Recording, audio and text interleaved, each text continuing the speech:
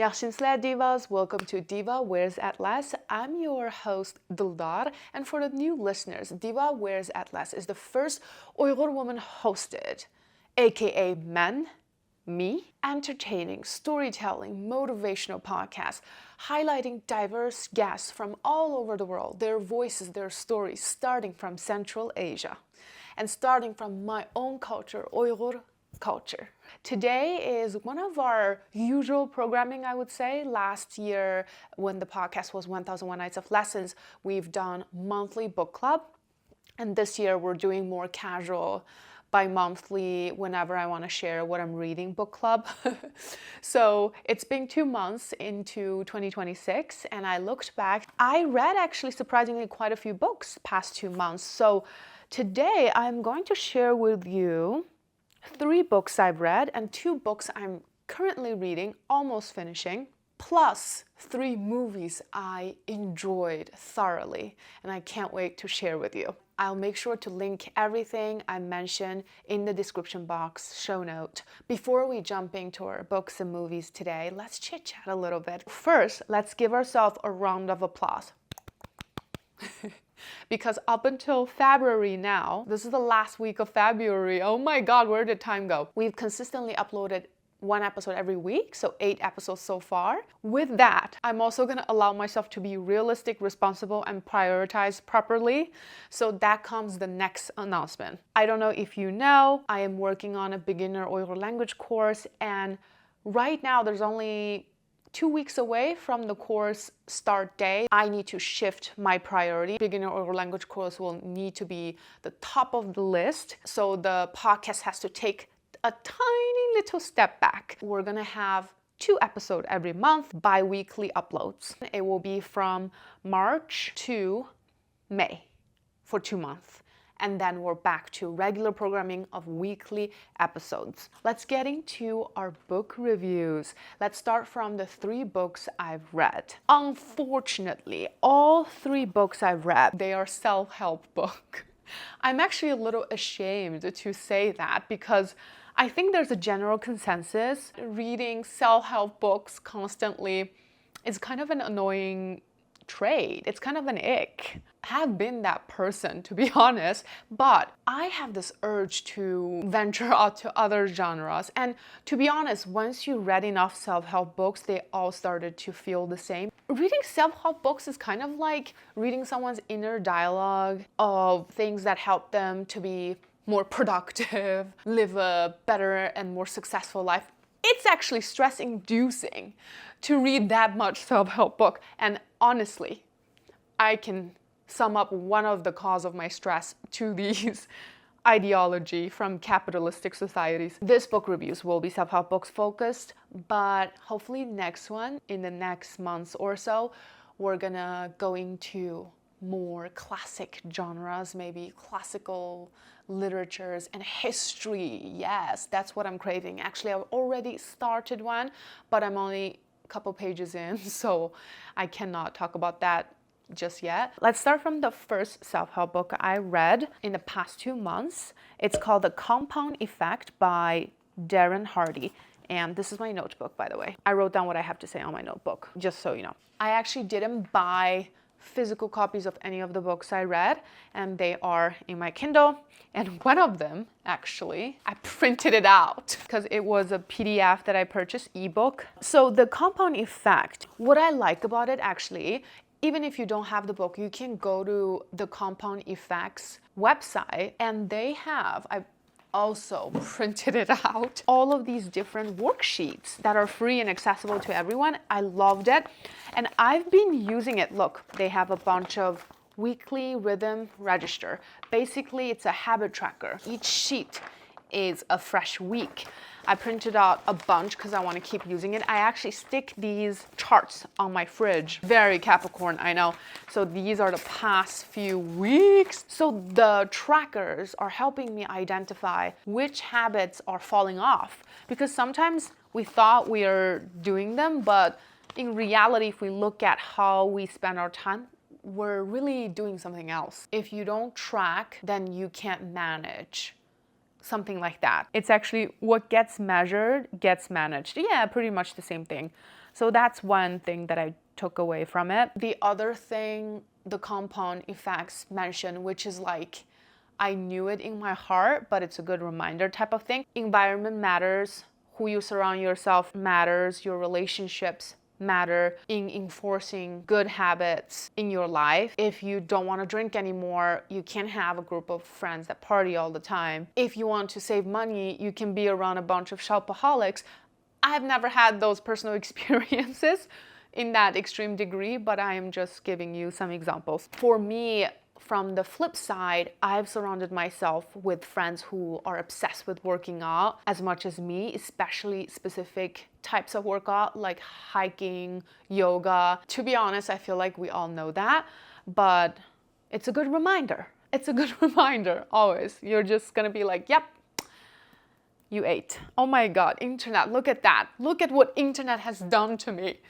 Anyways, okay, the last thing from the book, The Compound Effect, that I loved is the mention on consistency and momentum. Once you have a momentum, keeping up with the habit will be so easy. Consistency trumps intensity. For the longest time, I've always been a very intense person, and people would call me, my parents sometimes, my parents, they call me hot-headed. I have so much passion for 3 minutes and then I forget about it. And I'm really getting the art of consistency and taming that dragon inside you. One thing I started doing to train my consistency is a Duolingo streak. Start from something small that you know you can commit to. Up until today, I think I'm at day 140 or something. You can use that same muscles on areas of your passions and goals. For me, it's the podcast, building the course that I'm teaching this March. The next self-help book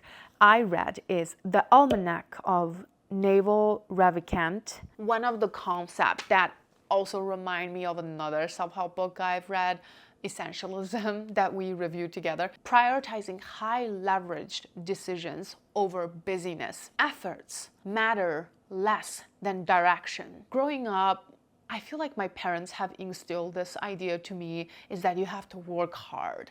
You have to be the most hardworking person to win at anything in life. The reality is, the most hardworking bee is not the richest bee. You have to realize you have finite amount of time, 24 hours. High quality, good decision that's aligned with your purpose, they generate asymmetrical results.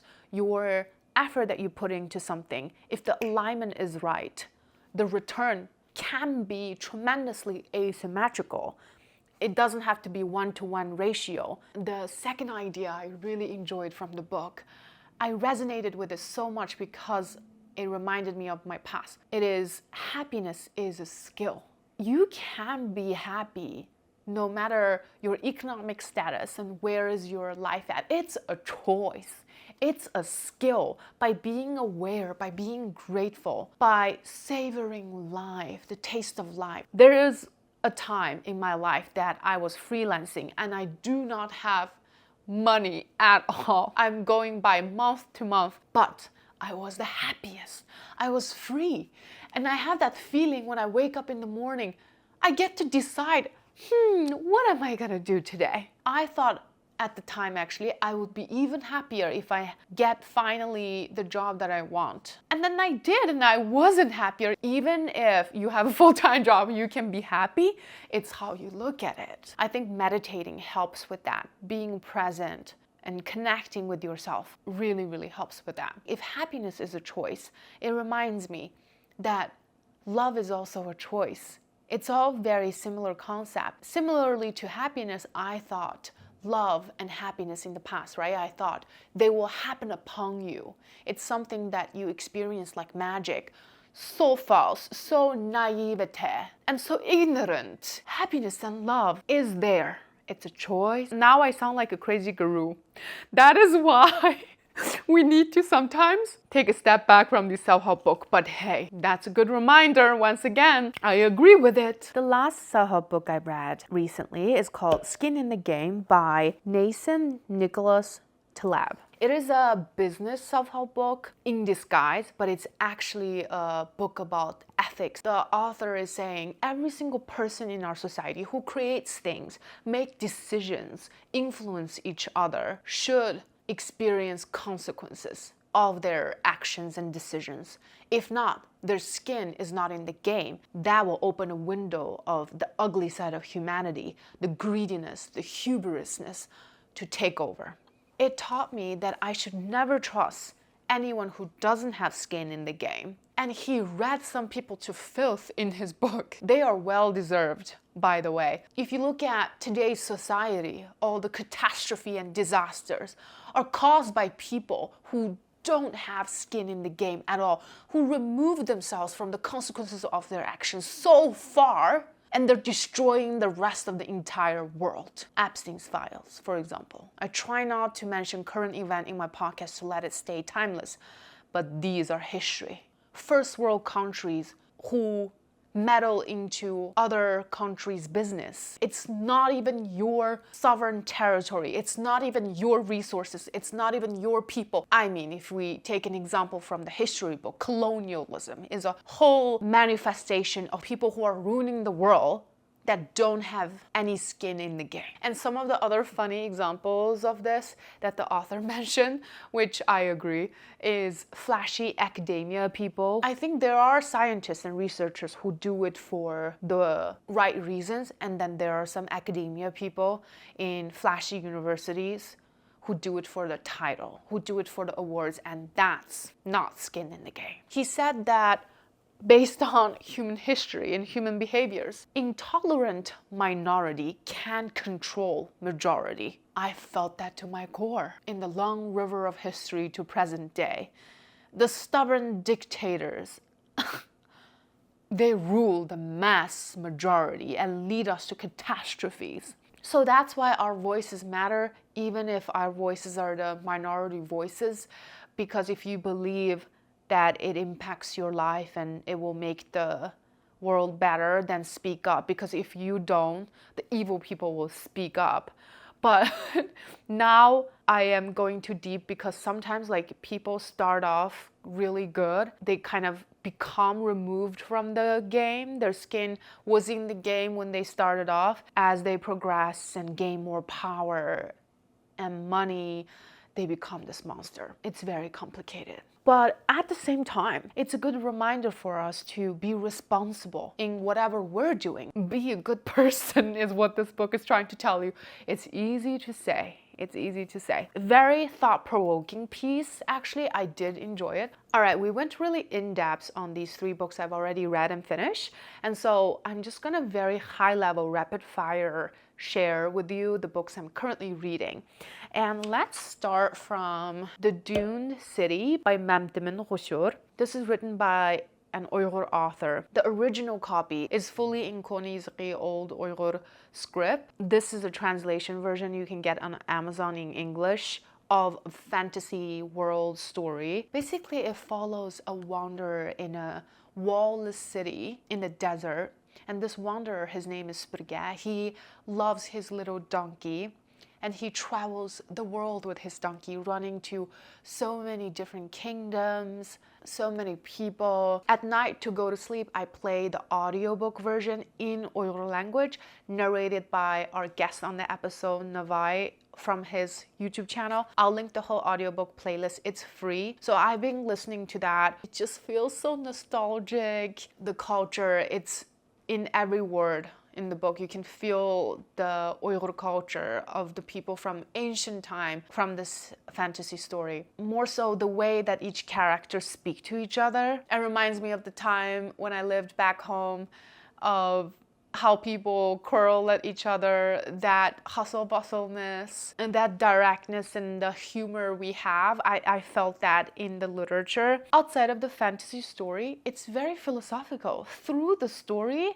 you learn life lessons. I'm at this point where so much has happened already. Like Spurga was responsible to this woman who was basically a maid in this rich kingdom. She was used as a baby machine. The women in the story all are positioned not very much to my liking. I wish there's more stronger female characters. Maybe I will read more to it, but so far all the female characters are like very much like suffering and leaning towards the male characters. The whole story is based on a patriarchal society, so as our history. So there's gonna be like so much conflicts and war, I know, that's coming up.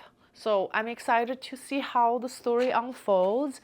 But to be honest, I'm not reading Dune City for the plot, because the plot is very slow and so much is happening. I'm reading it for the experience. The language, I just love the feeling of being immersed in this world. I felt nostalgic, connected to my culture in that way. I'll definitely check in with you after I finish reading the book and give you a more thorough systemic update. And that leaves us to the last book that I'm going to talk about, the second book that I'm currently reading. I'm already halfway through. It is The Hidden Switch to Permanent Weight Loss. And this book title is very exposing to where am I at in my life, actually. Yes, I am trying to be healthy and lose weight. I'm halfway in, and this is not a diet book. This is not a fitness book telling you secret tricks to lose weight. What I liked about this book, it focused on the psychology. Actually, it's a very easy read. There's only 100 pages, so it is written by Dorian Whale. I found this book recommendation from a TikTok comment, actually.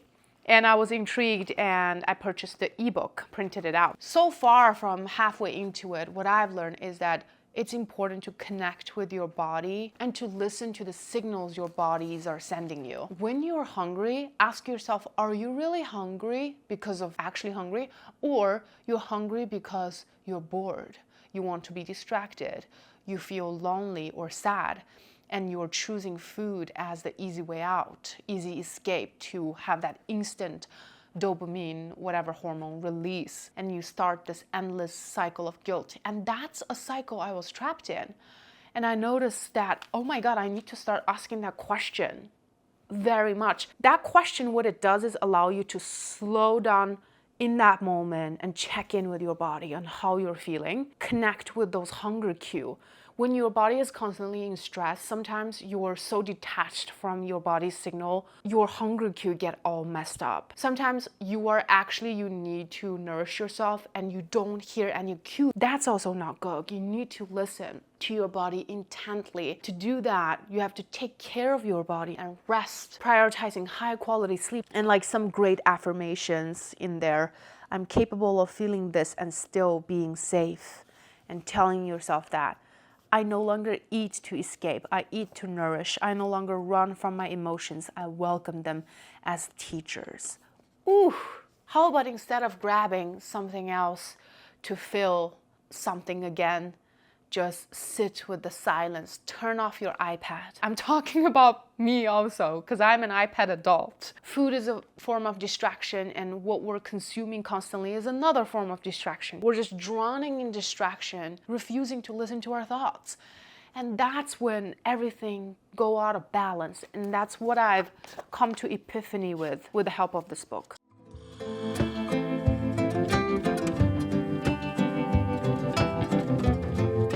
Hi Divas, quick little break from the episode so I can let you know beginner Uyghur language course is fully open for enrollment. You can go sign up right now on 1001nightsoflessons.com. It is an 8 weeks long beginner speaking focused course that I've designed for you. A little bit of language, a little bit of culture, lots of time to practice and interact with the community together. It will be so much fun and I can't wait for our Uyghur cultural journey together. The class will officially begin on March 14th onwards. Every week we'll meet over Zoom. I can't wait to see you in class. Now, back to the episode. I just want to rapid fire share a few movies I really enjoyed and I want you to experience as well. These are thought-provoking movies that make you feel. The first movie is The Voice of Hind Rajab. It is the most important movie that we need to watch in our time right now. It will make you feel Oh, I still want to cry. Like, just thinking about the movie makes me want to cry. Mind you, I watched this movie a month ago almost now, and I still think about the movie every single day. The little girl Hind Rajab, who was killed by an Israeli tank in Gaza in 2024 with 300 something bullets on the car. She was on the phone with a call center that will send help for hours, a Palestinian help center 50 miles away. You will hear her real recordings in the movie, and the rest of what's happening in the call center was reenacted. I cried the first 5 minutes, and I didn't stop. The entire rest of the movie, it destroyed me. It's a real story, and it's still happening. It's not just one story, it's a representation of thousands, tens of thousands of children that were killed in Gaza. You need to watch the movie and experience it, and you will know. Because it's a human thing that if we don't experience something ourselves, it's hard for us to feel empathy.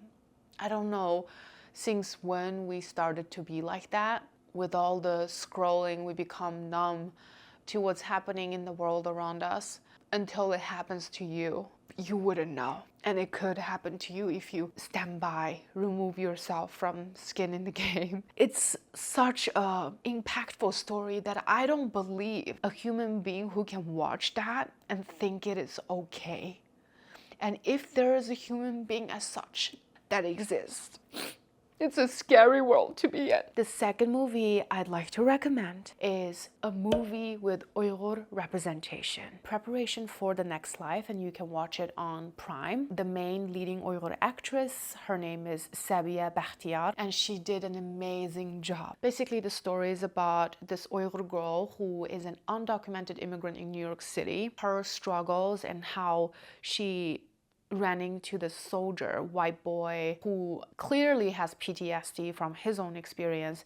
They're both alone, they're both struggling, and they bonded over their passion for working out. And that working out together is such a contrast to their situations in their lives. And it was really actually heart-wrenching to see hope in such desperate situations, because you could tell that that hope is so hopeless in face of reality. You know, that's what I've taken away from it. I love the fact that there's so much actual Uyghur language dialogue. The script is beautiful, poetic. It touches on just the feeling of feeling displaced that resonate with a lot of people, immigrant or not, struggling or not. Overall, I'm just really happy to see a piece of cinematography, a work that represents my culture, and for the first time, leading Uyghur actress. Side note, fun fact, I've actually auditioned for that movie back when it was casting 3 years ago. I love that they were actually trying to cast real Uyghur actress instead of finding someone to pretend to be an Uyghur girl. The third movie is called Taste of Cherry. It's an Iranian Persian film by director Abbas Kiarostami from 1997. It's such a classic. I love the movies from the past. They're so slow. They take its time to present you the character, the story, and it's sometimes not even about the plot, it's about living with the movie, and this one is also like that. Taste of Cherry, the cinematography, the tone, the lines used in the movie. I'm speaking like a film major director or something, but I could tell. It's about this guy who does not want to live anymore. He decides to die, and he asks different strangers to help him do that. It's very macabre what he's trying to do, but this whole journey he took on, the conversations he had with different strangers, it's something to think about, very philosophical. It makes you appreciate the taste of life, what it means to be alive, all of those topics. Without spoiling it too much, that's what I will say. The language is just beautiful to hear watching an international film. That's why I really appreciate these international films all around the world. It reminds me of another movie called Children of Heaven. I watched this decades ago, by the way, when I was a little girl, and I knew even back then that Children of Heaven, another Persian film from 1997, was a great movie, and it still is to this day. In fact, after this episode. I'm gonna rewatch it. I may cry again because I remember when I was a little girl, I was crying. He lost his sister's shoes, and so they share this one pair of sneakers, and it's beaten down, and the whole movie it's surrounding this pair of shoes and this little boy and their lives. So yeah, that's an honorable mention. Technically, there are 4 movies here. I hope you enjoy and let me know how you feel after watching these movies. Thank you so much for watching, and don't forget to follow the podcast Diva Wears Atlas. It's truly a one and only podcast in the world, I'm telling you. You are watching a gem right now, okay? You're very cool if you listen to this podcast, watch this podcast, and follow it every week.